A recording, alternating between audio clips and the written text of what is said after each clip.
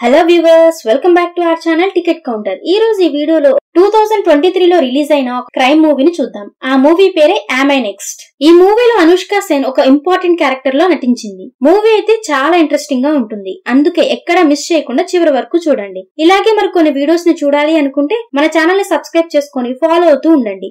మరి మూవీని స్టార్ట్ చేద్దామా? మూవీ స్టార్ట్ అవగానే జమ్మూలో హనీ అనే అమ్మాయి వాళ్ళ అమ్మా నాన్నలతో కలిసి ఉంటుంది. హనీ స్కూల్లో చదువుకుంటూ ఉంటుంది. తన వయసు 14 సంవత్సరాలు.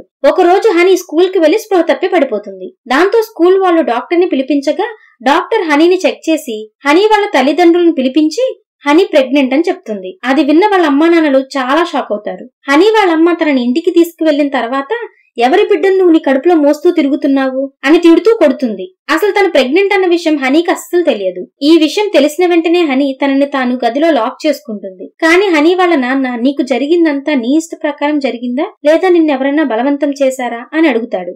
అప్పుడు హనీ బాగా ఏడుస్తూ తనని బలవంతం చేశారని అర్థం చేసుకుంటుంది. తొందరగా హనీకి అబార్షన్ చేయించాలని ఆలోచిస్తూ ఉంటారు. దాంతో వాళ్ళు హాస్పిటల్ కి వెళ్లగా డాక్టర్ వీళ్ళని చూసి అబార్షన్ చేయనని చెప్తుంది. ఎందుకంటే హనీ మైనర్ కాబట్టి అబార్షన్ చేయడం ఇల్లీగల్.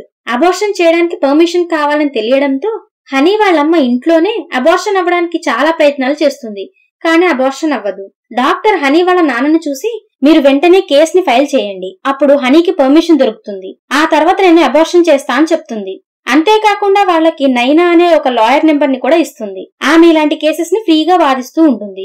అంతేకాకుండా ఆమె ఒక ఎన్జిఓని రన్ చేస్తుంది. ఈ కేసుని తను ఖచ్చితంగా గెలిపిస్తుందని చెప్తుంది. దాంతో హనీ వాళ్ళ నాన్న నైనాని కాంటాక్ట్ చేస్తారు. కానీ దీని గురించి ఎవ్వరికీ తెలియకూడదని వాళ్ళ అమ్మ అనుకుంటూ ఉంటుంది. ఇల్లీగల్ గా ఏదో ఒక రకంగా అబార్షన్ చేపిద్దాం, ఒకవేళ అబార్షన్ జరగలేదు అంటే ఆ బేబీని మనిద్దరం పెంచుకుందామని చెప్తుంది.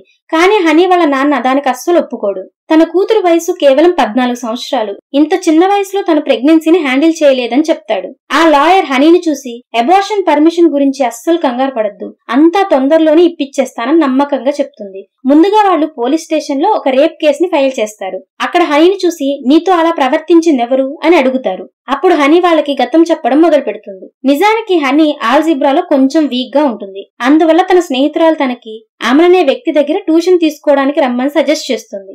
నిజానికి అమన్ వాళ్ళ ఎదిరింట్లోనే రెంట్ కి ఉంటూ ట్యూషన్స్ చెప్తూ ఉంటాడు. అలాగే చాలా బాగా చదివిస్తాడు.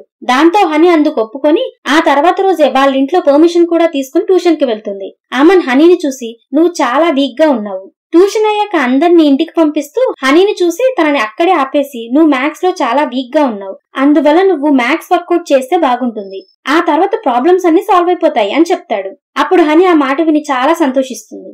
ఎలా వర్కౌట్ చేయాలో చెప్పమని హనీ అడగగా అప్పుడు అమన్ హనీని చూసి రేపు నువ్వు 3 గంటలకి రా, అప్పుడు ఎవ్వరూ ఉండరు, ఆ సమయంలో బాగా వర్కౌట్ చేద్దామని చెప్తాడు. దాంతో ఆ తర్వాత రోజు హనీ 3 గంటలకి ట్యూషన్ కి రాగా అమన్ తనకి ఒక సీడీ ఇస్తాడు. ఇంటి కింద ఉన్న అంకుల్ కి ఇది ఇచ్చేసి రా అని చెప్తాడు. పాటలు వింటూ సౌండ్ ఎక్కువగా పెట్టమని చెప్పు, అప్పుడే మజా వస్తుందని చెప్పు అని చెప్తాడు. హనీ కూడా సేమ్ అతను చెప్పిందే చేసి కిందకి వెళ్లి ఆ అంకుల్ కి ఆ సీడీని ఇచ్చేస్తుంది. హనీ పైకి రాగానే అమన్ తనని గదిలోకి పిలుచుకొని వెళ్లి తనతో మిస్బిహేవ్ చేస్తాడు. హనీ ఆ విషయం గురించి ఇంట్లో వాళ్ళకి అస్సలు చెప్పదు. తను సైలెంట్ గా ఉండడం మొదలు పెడుతుంది. ఇదంతా హనీ పోలీస్ స్టేషన్ లో చెప్తున్నప్పుడు తన పేరెంట్స్ షాక్ అయిపోతారు. ఎందుకంటే ఎవరినైతే నమ్మి ట్యూషన్ కి పంపించారో అతనే అలా బిహేవ్ చేశాడని వాళ్ళు షాక్ లో ఉంటారు.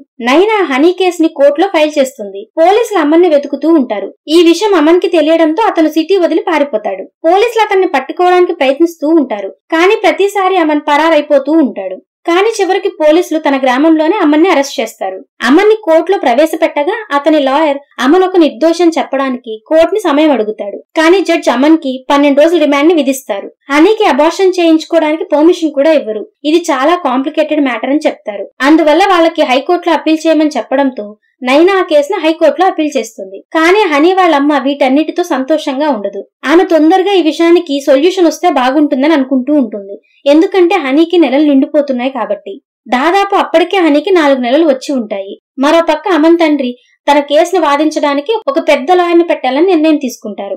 అమన్ తండ్రి తనను చూసి రేప్ లాంటి మామూలు కేసులో ఇరుక్కున్నాడు అని అనుకుంటాడు. చివరిగా అతను అమన్ కేసుని వాదించడానికి వైభవి సచ్దేవా అనే లాయర్ ని నియమిస్తాడు. ఆమె చాలా పెద్ద పెద్ద కేసెస్ ని హ్యాండిల్ చేసింది. ఆ లాయర్ ఈ కేసుని చాలా వీక్ అని చెప్తుంది. అందువల్ల తను హీరింగ్ కి 2 లక్షలు తీసుకుంటుంది. దానికి అమన్ తండ్రి కూడా ఒప్పుకొని పే చేస్తూ ఉంటాడు.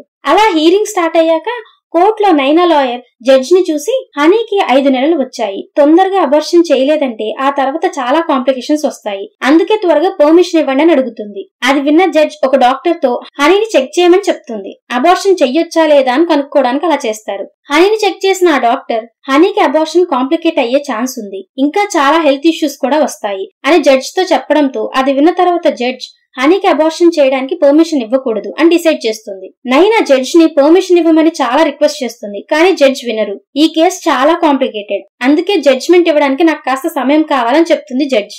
అపోజిషన్ లాయర్ అయిన వైభవి ఈ విషయంలో ఏమీ అనదు, కానీ అమన్ వాళ్ళ తండ్రి మాత్రం వైభవి హనీ అబార్షన్ విషయంలో ఏమీ చెప్పడం లేదని ఆమె మీద కోపంగా ఉంటాడు. కానీ వైభవి మాత్రం కేసుని జస్ట్ ట్రాక్ చేయడానికి ట్రై చేస్తూ ఉంటుంది, ఎందుకంటే తనకి హీరింగ్ ఎక్కువ అవుతున్న కొద్దీ డబ్బు ఎక్కువ వస్తూ ఉంటుంది కాబట్టి. ఒక రోజు అమన్ తండ్రి హనీ పేరెంట్స్ ఇంటికి వెళ్లి కేసుని వెనక్కి తీసుకోమని ప్రాధేయపడతాడు, ఎందుకంటే దీనివల్ల ఇద్దరికీ నష్టం జరుగుతుందని. ఆ తర్వాత అతను హనీకి ఒక మంచి హాస్పిటల్లో అబార్షన్ చేయిస్తానని కూడా చెప్తాడు. దానికి ఎంత డబ్బు కావాలో అంత డబ్బు కూడా ఇస్తానని చెప్తాడు. కానీ హనీ తండ్రి అమన్ తండ్రి ఇచ్చిన ఆఫర్ ని అస్సలు ఒప్పుకోడు. వాళ్ళతో ఒక మాట కూడా మాట్లాడకుండా అక్కడి నుంచి సైలెంట్ గా వెళ్లిపోతాడు. కానీ హనీ వాళ్ళ అమ్మ మాత్రం కేసుని వెనక్కి తీసుకోవాలని అనుకుంటుంది. అలా కేసుని వాపస్ తీసుకోవడానికి హనీ వాళ్ళ నాన్న హనీ అస్సలు ఒప్పుకోరు. నెక్స్ట్ హీరింగ్ లో వైభవి హనీ అమన్ల మధ్య ఏదైతే జరిగిందో అది రేప్ కాదు, అది వాళ్ళిద్దరి అంగీకారంతోనే జరిగిందని చెప్తుంది. కానీ హనీ డబ్బు కోసం అమన్ మీద ఇలా నింద వేస్తుందని చెప్తుంది. ఆ తర్వాత అమన్ తండ్రి హనీ తండ్రికి డబ్బు ఆఫర్ చేసిన విషయాన్ని, ఆ వీడియో రికార్డింగ్ ని కోర్టులో సబ్మిట్ చేస్తారు. అది చూపించిన తర్వాత లాయర్ వైభవి నిజానికి హనీ వాళ్ళ నాన్న ఆఫర్ ఇంకా ఎక్కువ పెంచడం కోసం ఈ ఆఫర్ ని ఒప్పుకోలేదని చెప్తుంది. ఇదంతా విన్న తర్వాత జడ్జ్ ఆ కేసుని నెక్స్ట్ హీరింగ్ డేట్ కి ఇస్తారు. అందువల్ల ఆ లాయర్ నైనా హనీని అందరి ముందుకు తీసుకురావాలని నిర్ణయం తీసుకుని ఒక న్యూస్ రిపోర్టర్ ని పిలిచి హనీ ఇంటర్వ్యూ తీసుకునేలాగా చేస్తుంది. ఆ తర్వాత పబ్లిక్ అంతా హనీకి మద్దతుగా నిలుస్తారు, హనీకి సపోర్ట్ చేస్తూ ఉంటారు. అంతేకాకుండా హనీ రెగ్యులర్ గా స్కూల్ కి వెళ్లడం కూడా మొదలు పెడుతుంది. మరో పక్క జడ్జి గారి కూతురు కూడా హనీకి సపోర్ట్ చేయడం మొదలు పెడుతుంది. అంతేకాకుండా తను జడ్జి అయినటువంటి వాళ్ళ అమ్మని చూసి ఈ కేసు చాలా క్లియర్ గా ఉంది, మరి నువ్వెందుకు క్లియర్ జడ్జ్మెంట్ చేయలేకపోతున్నావు అని అడుగుతుంది. అప్పుడు ఆ జడ్జ్ తన కూతురుని చూసి నా చేతులు కూడా బందీగా ఉన్నాయని చెప్తుంది. మరో పక్క లాయర్ వైభవి కూతురు కూడా వైభవిని చూసి క్రిమినల్ కి సపోర్ట్ చేస్తున్నావు అంటూ తనతో గొడవ పడుతుంది. ఆ తర్వాత లాయర్ నైనా జడ్జ్ ని చూసి అమన్ కి వ్యతిరేకంగా అన్ని సాక్ష్యాలు ఇస్తుంది. అమన్ కాలేజ్ లో చదివేటప్పుడు చాలా మంది అమ్మాయిల్ని ఇబ్బంది పెట్టేవాడు. ఆ అమ్మాయిలందరూ కూడా అమన్ మీద కంప్లైంట్ ఇచ్చారు. ఆ అన్ని కంప్లైంట్ లెటర్స్ ని నైనా జడ్జ్ కి ఇస్తుంది.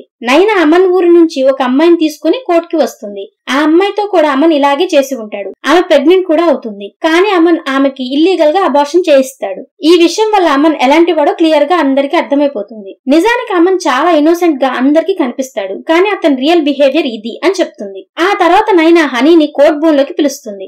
అప్పుడు హనీ అందరినీ చూసి మా నాన్న నా ఫ్యూచర్ లో జరిగే అన్ని విషయాలకి నేనే సొంతంగా నిర్ణయం తీసుకోవాలని చెప్పారు, కానీ అబార్షన్ కోసం పర్మిషన్ ని మిమ్మల్ని ఎందుకు అడుగుతున్నారో నాకు అర్థం కావటం లేదు, ఇది నా డెసిషన్ అవ్వాలి కదా అని అంటుంది. ఇదంతా విన్న తర్వాత జడ్జ్ కూడా చాలా ఎమోషనల్ అయ్యి అమన్ కి 10 సంవత్సరాల జైలు శిక్షను విధిస్తుంది. ఆ తర్వాత ఢిల్లీ నుంచి టాప్ 3 డాక్టర్స్ ని పిలిపించి హనీకి హెల్త్ చెకప్ చేయించి ఒకవేళ తన అబార్షన్ కి అంగీకరిస్తేనే అబార్షన్ తొందరగా చేయమని చెప్తుంది. దాంతో ఆ టాప్ 3 డాక్టర్స్ హనీని చెక్ చేసి చివరిగా హనీ అంగీకారంతోనే అబార్షన్ ని చేస్తారు. సరిగ్గా అక్కడితో మూవీ ఎండ్ అవుతుంది. ఈ మూవీ మీకు ఎలా అనిపించిందో కామెంట్ చేసి చెప్తారు కదా. మీరు చేసే కామెంట్స్, లైక్స్ అండ్ సబ్స్క్రిప్షన్స్ మాకు నెక్స్ట్ వీడియో చేయడానికి ఎంతో ఎంకరేజ్మెంట్ ని ఇస్తాయి. ఈ మూవీ G5 యాప్ లో స్ట్రీమ్ అవుతుంది. ఈ వీడియో కనుక మీకు నచ్చినట్లయితే మీ ఫ్రెండ్స్ అండ్ ఫ్యామిలీతో కూడా షేర్ చేసుకుని సపోర్ట్ చేస్తూ ఉండండి. Thank you everyone for watching.